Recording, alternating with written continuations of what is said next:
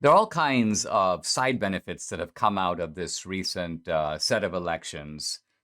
And Republicans have done well really across the country, wherever elections occurred. I mentioned earlier the election in Texas and San Antonio.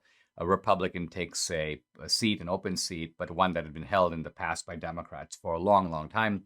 In New York, a rout of Democrats.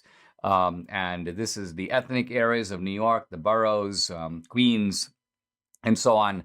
Republicans make real inroads across the board, and the Democrats are beginning to see this as a pattern. But here's an interesting article in the Huffington Post. They're very angry. I'm reading the title. At least 8 Republicans at the January 6th rally just got elected to office. Now, these aren't January 6th defendants, but these are evidently people closely connected to them, people who were at the Trump rally, people who were waving "Stop the Steal" banners. And the Huffington Post is annoyed because they say, quote, 3 of them were elected to state legislatures, so they're now going to be part of the state legislative process. In fact, 2 of them in Virginia alone, and 5 won positions at the local level. And now I'm going to read the hysteria. That these candidates enjoy the support of the wider Republican Party and are winning elections does not bode well for American democracy. Well, hold on. They're participating in the democratic process. They're being elected by the people. What is that but democracy? Now, it doesn't bode well for democracy. So apparently there's some other democracy, big D democracy, that surpasses actual elections and people winning office. And apparently these democratic winners are violating the big D democracy. Let's continue with this incoherence here. They say that it also shows that the GOP is completely unrepentant about January 6th. I think that's actually true. I'm unrepentant. I hope you're unrepentant.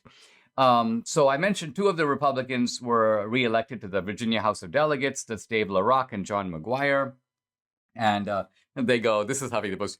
McGuire won his seat despite his Democratic opponent unearthing a photo showing him standing near men in paramilitary gear. So now, no one's saying that LaRock was in military gear. He was standing near some men in military gear. And Marie March, a restaurant owner who was also a Stop the Steal rally organizer, won a seat in the Virginia House of Delegates. Susan Soloway, who organized a bus tour to transport Trump supporters to the rally, won re-election to the Hunterdon County, New Jersey Board of Directors. This one I like a lot. In Braintree, Massachusetts, a former high school teacher who was forced to resign after local activists sent a photo of him outside the Capitol on January 6th, won a seat to the school board. So the guy is off the teaching roles, but he's now going to be making policy for Braintree, Massachusetts. So I love this. This is, I mean, even if you look at who these people are, they're ordinary guys. They're here a realtor. They're somebody who owns a store, a high school teacher. This is the triumph of populism. It's the triumph of ordinary people. It's also, by the way, the triumph of justice.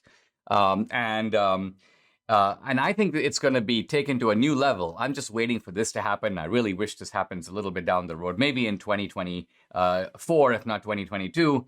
A January 6th defendant, a guy who is locked up, a guy who's in solitary confinement gets elected to Congress. I would love to help to make that happen, because that would be a really terrific way of spiking the ball on this. And think about it. Here's a side benefit. If a January 6th defendant is elected to Congress, he can walk into the Capitol at any time. He's not going to be trespassing. He's not going to be obstructing an official proceeding. And you know why? Because he's going to be conducting the official proceeding.